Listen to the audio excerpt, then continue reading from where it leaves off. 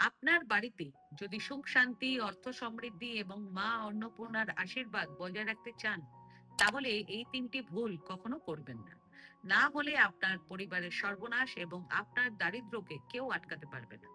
কিন্তু অনেকেই অজান্তে এমন কিছু ভুল করে বসেন যার ফলে তাদের সর্বনাশ নিশ্চিত হয়ে যায়। সেই বাড়ির কখনো অশান্তি শেষ হবে না, কখনো সমৃদ্ধি হবে না, কখনো কোনো ব্যবসা চলবে না, মানসিক অশান্তি লেগেই থাকবে।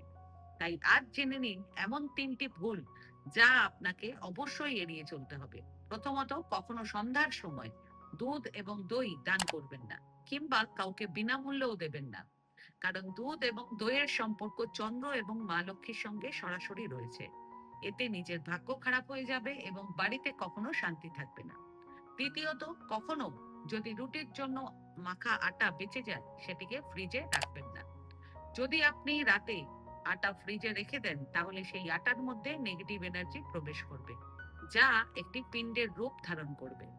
এটি রাহু, কেতু এবং অন্যান্য যে ক্রূর গ্রহ রয়েছে তাদেরকে আমন্ত্রণ জানানো হবে এবং আপনার বাড়িতে কলহ ও সর্বনাশ ডেকে আনবে। তাই কখনো রাতে মাখা আটা বাঁচিয়ে ফ্রিজে রাখবেন না। তৃতীয়ত, আপনি যখনই রান্না করবেন, তখন রান্না করার আগে গরম কড়াই বা তাওয়ার উপর একটু নুন অবশ্যই দিয়ে দেবেন। তারপর সেই নুন ফেলে দিয়ে খাবার তৈরি করবেন। এতে আপনার বাড়ির নেগেটিভ এনার্জিকে সম্পূর্ণভাবে দূর করবে।